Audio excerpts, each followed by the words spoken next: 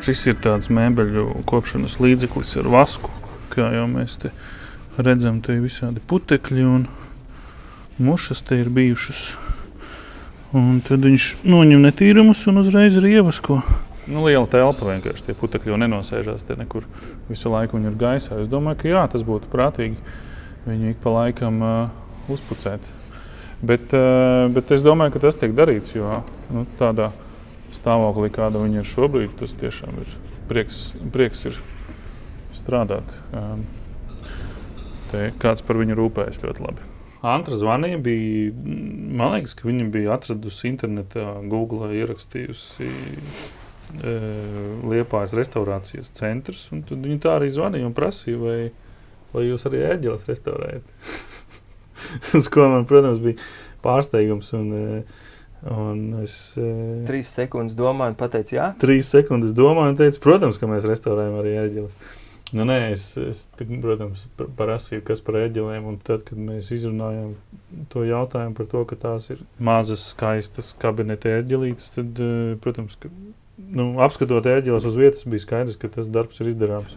Vienīgi, ko mēs darīsim, vēl metālu apstrādāsim, iekonservēsim, mēģināsim ar skābi notīrīt rūsu.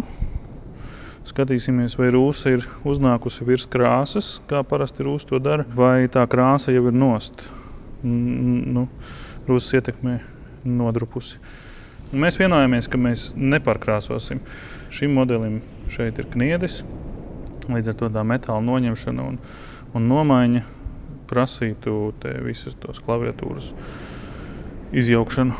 Un mēs vienojāmies, ka mēs atstāsim to vecuma patinu, uzfrišināsim tik tālu, lai uzraksts Hammond atkal uzmirdz un izceļas vecā labā galdnieka plate ar finierējumu, ozolkoka finierējums, beicēts tāds tumši brūns. Ir tādas vietas, kur kaut kas ir noskrāpēts.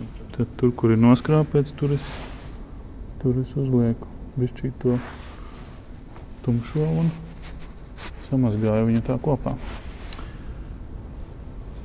Jo tās ir vietas, kuras īsti nevar noprotezēt. Viņas ir tik mazas. Tad tas ielāps būtu lielāks nekā tas caurums. To parasti restaurācijā nedara. Ja ir tā, ka ielāpam jābūt ir lielākam. Koks ir dzīvs materiāls. Ja mēs viņu tā ienestu kādā ļoti sausā telpā, tad gan es domāju, mēs ieraudzītu brīnumus, bet koks te ir pieredzis dzīvot pie šiem apstākļiem. Tas ir svarīgākais. Ka šajā vidē viņš jūtās labi. Finierējums nav atklīsis, finierējums nav arī uzburbuļojis mitrumā. Viss ir kārtībā. Es domāju, ka lielākais izaicinājums bija jau iepriekšējiem meistaram, kurš salaboja to skaņu.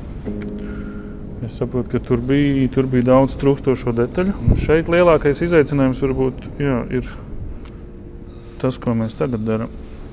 Tas ķirmis. Jo, kā izrādās, tie caurumi ir ne tikai viņi ir, bet tas ķirmis turpat dzīvo. Jo šeit ēkā arī var manīt, ka tas ķirmis ir grīdās. Tāpēc ir nepieciešams viņu pabarot ar zālītēm. Šis ir terpentīns, maigākais no līdzekļiem, ar ko cīnīties ar ķirmi. Ķirmim nepatiks terpentīna smarža un garša, un viņš visticamāk negribēs vairs te nākt.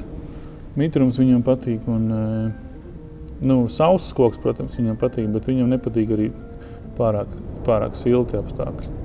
Līdz ar to tas dabīgais klimats, kas te valda baznīcā, ir viņam piemērots. Tāpēc viņš te arī dzīvo.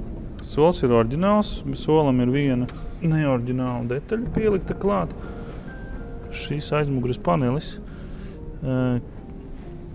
Visticamāk, tas ir darīts ērģeļu novietojuma dēļ. Iespējams, kādā brīdī viņas ir bijušas pagrieztas otrādi. Tad, lai skatītājs no aizmuguras neredz ērģelnieka kājas, droši vien ir aiztaisīts ciet. Šobrīd ērģelis ir novietots šādā virzienā.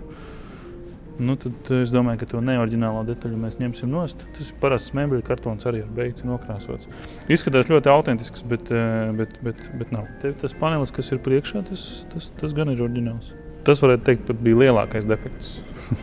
Vizuālais. Tāds viens stūris nolūzis našfinierim. Tad to mēs saremontēsim un liksim atpakaļ. Otrais izaicinājums ir pedāļu saīsināšana, jeb pedāļu pagarinātāju saīsināšana. Jo pedāļi un sols ir novietoti tālāk nekā standarta Hammondam. Nu, un tad mēs tagad mēģinam atrisināt to jautājumu, jo šī brīža ērģelniekam ir ļoti neērti spēlēt ar šīm ērģelēm. Nu, reku tā lielā sāpe bija, tam ērģelniekam bija vai nu īsas kājas, vai nu garas rokas. To mēs nezinām. Tie kontaktu uzspiedēji, viņi bija te galā pieskrūvēti. 14 centimetri garāka tā detaļa bija nekā tagad. Un mēs atradām tos oriģinālos rasējumus, un tad mums ir tāds autentisks nospiedums no kontaktiem. Gandarts samainīja lupatiņu. Precīzo. Te visu var pārbaudīt, vai ir pareizi. Darbnīcē liekas, ka ir pareizi. Aizvedīs uz baznīcu, tad redzēs, vai ir pareizi. Bet ar tādiem autentiskiem materiāliem mēs strādājam. Saliksim visu atpakaļ, lai nākošās paaudzes, nākošie meistari, kad ieraudzīs to, ko mēs esam sadarījuši, tad lai vismaz viņi nesūdzas, ka ir izmestas kaut kas ārā. Jā, un pa lielam jau tā oriģinālā substance viss tiek saglabāta. Nu, nekas netiek ne griezts nost, ne likts klāt. Viss, kas ir izdarīts, viss ir izdarīts no jauna gadījumā, lai nu kaut kas arī neštīmē, kad visu var atkrāmēt pēc tam atpakaļ. Tāpēc arī izmantoju tagad mūsdienīgas skrūvas, lai ir pēc 100 gadiem, ja atkal kaut kas noies dēlī, vismaz tad saprot, kurš viņi ir tieši šito mainījis, jo vecās skrūvas pilnīgi viss restaurēts un atskrūvēts atpakaļ kokā. Bet mēs jau arī uzrakstīsim to restaurācijas pasi, kur tiks aprakstīts viss, kas ir darīts un kur atrodas vecās detaļas, nav zināms, kas ir iepriekš darīts un kurš to ir darījis. Līdz ar to ir ļoti svarīgi atstāt dokumentāras liecības, kas tad pēc 50 gadiem ir skaidrs zināms. Tas tika izdarīts tad, vainīgs ir viņš. Nu, šī gadījumā vismaz būs skaidrs, kurš ir vainīgs. Jā, būs pat video materiāls. Būs pat video materiāls.